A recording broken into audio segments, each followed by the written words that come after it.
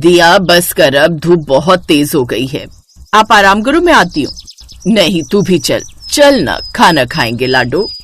अरे आप चलो तो सही, मैं बस आ गई अभी। फिर कुछ देर बाद वो अपनी माँ दामिनी के साथ पास के एक पेड़ की छाया में बैठ गई। तभी दिया बोली, माँ याद है ये पेड़ बाबा ने लगाया था?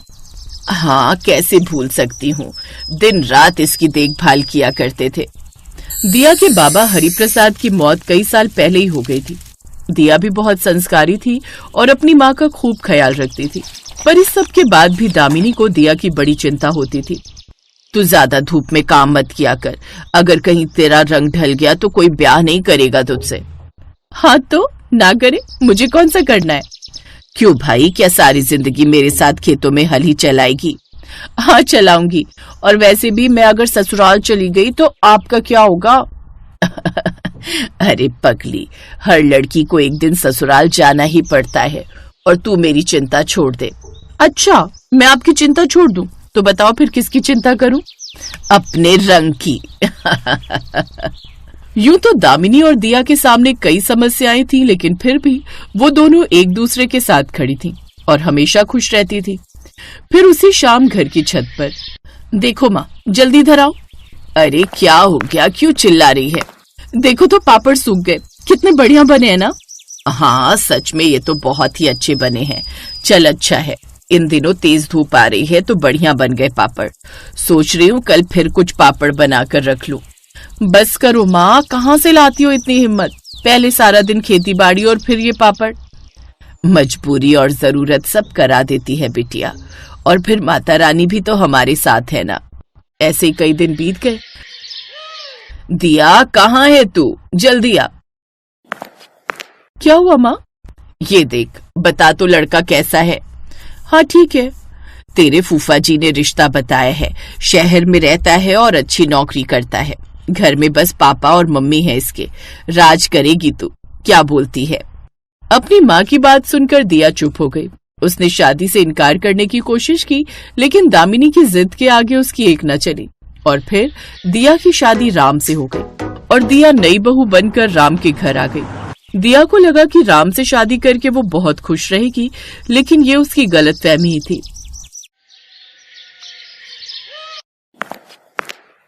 माँ जी, वो सब्जियां खत्म हो गई हैं। अरे इतनी जल्दी कैसे खत्म हो गई? तुम्हें पता है ना कितनी महंगी आती हैं सब्जियां, थोड़ा हिसाब से चला करो भाई। जी माँ जी। दिया ने अपनी सास की हाँ में हाँ तो मिला दी थी, लेकिन उसे ये बात समझ नहीं आई कि वो कहाँ ज्यादा खर्च कर रही थी। उसके बाद हर गुजरते दिन के साथ उसके ससुराल वालों की असलियत उसके सामने आने लगी। सुनिए, वो घर में चीनी नहीं है, पापा जी को फीकी चाय अच्छी नहीं लगती, बताइए मैं क्या करूं? अरे 2-3 दिन की बात और है, तनख्वाह आ जाएगी तो ले आऊंगा चीनी भी, तब तक ऐसे ही काम चलाओ। दिया समझ चुकी थी कि उसका ससुराल वैसा नहीं था जैसा वो सोचती थी। दूसरी तरफ उसे अपनी माँ दामिनी की भी चिंता हो रही थी, तो इस बारे में उसने अपने ससुराल वालों से बात की। अभी रुक जाओ यार दिया, इस महीने वैसे इतना खर्चा हो गया। हाँ दिया, राम सही कह रहा है, अब तुम्हारी माँ को तो अकेले ही रहना है, ऐसे बार बार जाओगी तो वो तुम्हारे बिना रहने की आदत कैसे डाल पाएंगी, बताओ जरा। बार बार कहाँ पापा जी? बेटा एक बार कह दिया ना तो कह दिया, अगले महीने चली जाना, तुम्हें रोक थोड़ी ना रहे हम। दिया ने सब्र करके बड़ी मुश्किल से वो महीना निकाला और फिर एक दिन। दिया मैं एक बात सोच रहा था। हाँ बोलिए।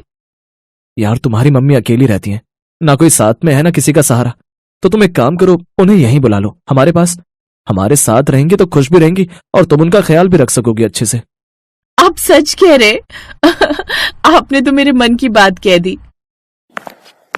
हाँ ठीक ही तो है, जाओ अपनी माँ से कह दो कि वो अपने गांव की जमीन बेचकर यहाँ आ जाए, उन्हें यहाँ तुम्हारा साथ मिल जाएगा और राम उन पैसों से अपना काम शुरू कर लेगा।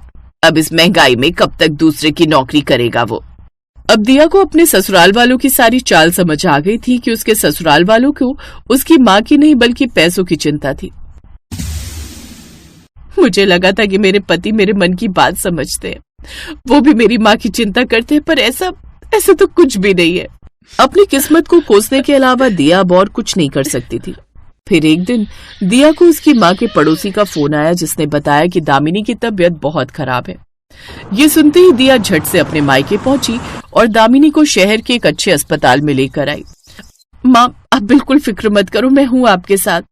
अरे दिया, राम जी नहीं आए और समधी जी? आप उन्हें छोड़ो, आप बस आराम करो, देखना आप जल्दी ठीक हो जाओगी। दिया अस्पताल में अपनी माँ का ख्याल रखने लगी।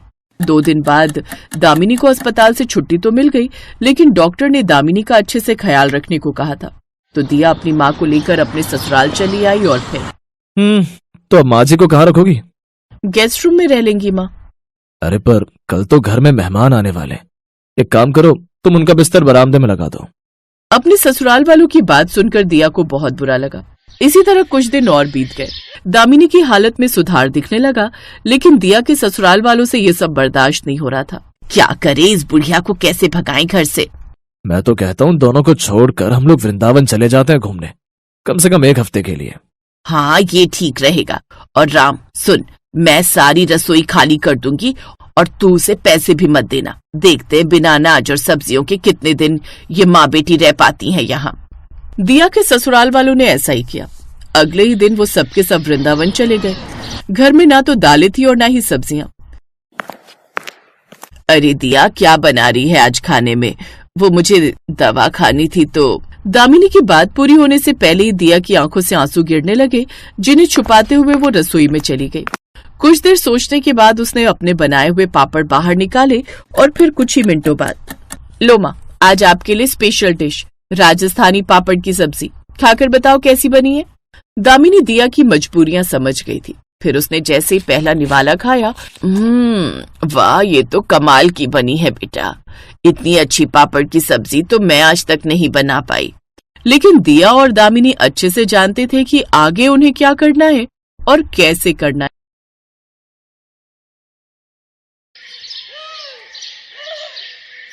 रूपनगर में सीमा अपने बड़े लेकिन गरीब ससुराल में रहती थी। उसके ससुराल में उसके सास ससुर, पति और 4 साल की बेटी रूही थी। सीमा का पति अशोक एक फैक्ट्री में गार्ड का काम करता था। एक रात काम पर जाते वक्त उसका एक्सीडेंट हुआ और उसके दोनों पैरों में गहरी चोट लग गई और कुछ महीने के लिए डॉक्टर ने उसे बेड रेस्ट के लिए बोल दिया था।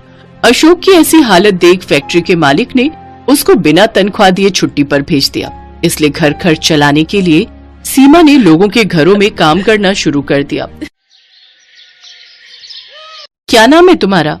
जी सीमा। देखो सीमा, घर की साफ सफाई, झाड़ू पोछा, बर्तन, कपड़े, ये सब काम तुम्हें करने होंगे और इसके बदले में मैं तुम्हें 3000 दूंगी, ठीक है?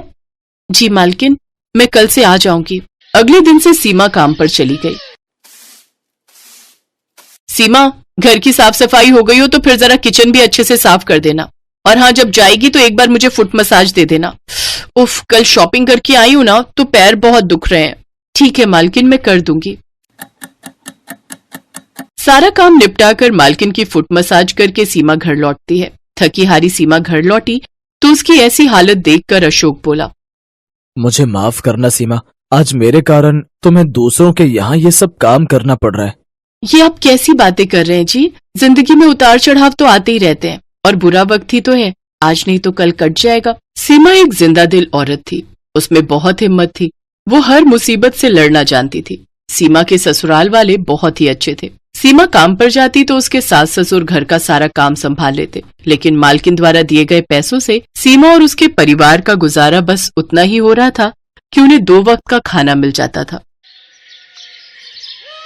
सीमा अपनी मालकिन रश्मिका के घर के सारे काम करती। कभी कभी अगर खाना बनाने वाली नहीं आती तो सीमा खाना भी बना देती। अरे वाह सीमा, तुम तो बहुत बढ़िया खाना बना लेती हो। जी मालकिन, मुझे सब कुछ बनाना आता है, इडली, सांभर, नूडल्स, मोमोज। अरे वाह, फिर तो तुम बड़ी ही टैलेंटेड हो। ऐसे ही समय बीता। एक रोज रश्मिका के बर्थडे पर उसकी कुछ फ्रेंड्स उसके घर आने वाली थी। रश्मिका के सोसाइटी के पास एक बहुत ही नामी रेस्टोरेंट था। रश्मिका ने अपने बर्थडे पर अपने सभी फ्रेंड्स को वो मोमोज खिलाने का प्रॉमिस किया था, लेकिन अपने बर्थडे वाले दिन जब रश्मिका ने उस रेस्टोरेंट में फोन किया तो वो बंद था। ओह नो, इसको भी आज ही बंद होना था। अब मैं क्या करूं? तभी उसकी नजर काम कर रही सीमा पर जाती है। उसने सीमा को सारी बात बताई। लेकिन मालकिन, मैं वो होटल जैसे मोमोज नहीं बना पाऊंगी और तीखी चटपटी चटनी तो मुझे बनानी ही नहीं आती। अरे कौन सी बड़ी बात है, यूट्यूब पर तू उसकी रेसिपी देख ले, सामान मैं मंगवा देती हूँ। वैसे भी तो तू खाना अच्छा बना लेती है, मोमोज भी बनाई लेगी अच्छे से। रश्मिका ने यूट्यूब ऑन कर दिया, जिसे देख सीमा मोमोज और स्पाइसी चटनी बनाने लगी। वो वीडियो देखकर सीमा ने वेज मोमोज, चिकन मोमोज और पनीर मोमोज बना दिए।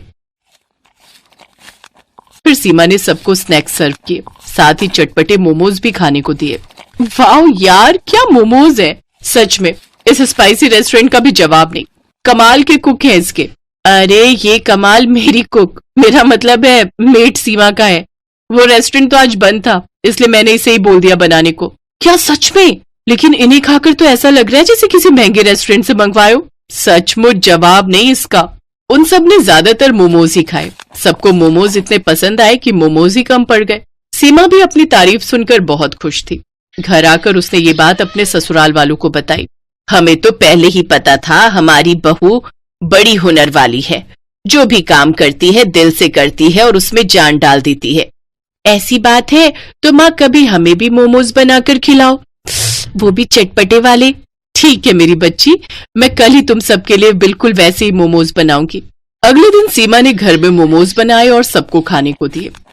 मैं ना कहती थी मेरी बहू के हाथों में तो जादू है, जादू। अरे मैं तो कहती हूँ तू लोगों के घरों का काम छोड़कर मोमोज बनाना शुरू कर दे, अच्छी कमाई हो जाएगी। लेकिन इन सब के लिए पैसे कहाँ से आएंगे? मैंने कुछ पैसे जोड़ कर रखे हैं बहू। जब राशन के लिए पैसे देती थी तो उसमें से मैं थोड़ी बचत कर लेती थी बुरे समय के लिए। अब उन्हीं पैसों से मोमोज बनाने का सामान आएगा। सीमा की सास कनस्तर में छुपाए हुए उन पैसों को ले आती है और सीमा को दे देती है, लेकिन वो सिर्फ 1800 रुपए ही थे। ये देख सीमा उदास हो जाती है। क्यों उदास होती है बहू? हर काम की शुरुआत छोटे से ही होती है। आप ठीक कह रही हैं माँ जी, अब मैं इसी से अपना काम शुरू करूंगी। अगले दिन से सीमा ने रश्मिका के घर का काम छोड़ दिया।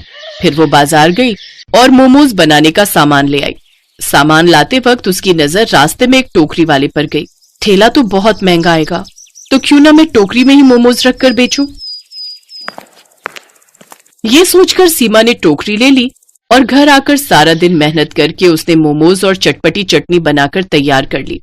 फिर शाम को सीमा अपने सर पर मोमोज और चटपटी चटनी के साथ में म्यूनिस से भरी टोकरी लेकर उन्हें बेचने निकल गई। वो गली मोहल्लों में घूम घूम कर चटपटे मोमोज बेचने लगी। चटपटे मोमोज ले लो, स्वादिष्ट स्वादिष्ट चटपटे मोमोज, जो एक बार खाएगा उंगलियां चाटता रह जाएगा। तभी एक औरत उसके पास आई। अच्छा अच्छा, ऐसी बात है, जरा लगा तो एक प्लेट, मैं अभी तो देखूं कितने चटपटे मोमोज हैं तेरे। वैसे कितने की है एक प्लेट? जी 30 रुपए। धीरे धीरे सीमा के पास और भी ग्राहकों की भीड़ लगनी शुरू हो गई। कुछ ही देर में सीमा की सारी टोकरी खाली हो गई। वो खुशी खुशी घर गई और सारी बात बताई। अगले दिन वो और भी ज्यादा मोमोज बनाने का सामान ले आई। आज ग्राहक बेसब्री से उसका इंतजार कर रहे थे। कल इसी वक्त तो आई थी वो चटपटे मोमोज वाली, ना जाने कहाँ रह गई। मेरा बड़ा मन कर रहा है उसके हाथ के मोमोज खाने का। कुछ ही देर बाद सीमा वो मोमोज लेकर पहुंच गई। उस दिन भी उसके सारे मोमोज बिक गए। आज उसकी पहले से भी ज्यादा कमाई हुई। अब सीमा हर रोज वहाँ मोमोज लाकर बेचती। एक रोज जब वो घर पर थी तो एक सेठ उसके घर पर आया। क्या तुम ही वो चटपटे मोमोज वाली सीमा हो? जी मैं ही सीमा हूँ, कहिए क्या बात है? मैं स्पाइसी रेस्टोरेंट का मालिक हूँ। क्या तुम मुझे मोमोज खिलाओगी? बड़ी तारीफ सुनी है तुम्हारे मोमोज की। हाँ मालिक जरूर। सेठ ने जैसे ही वो मोमोज खाए उसके तो होश ही उड़ गए।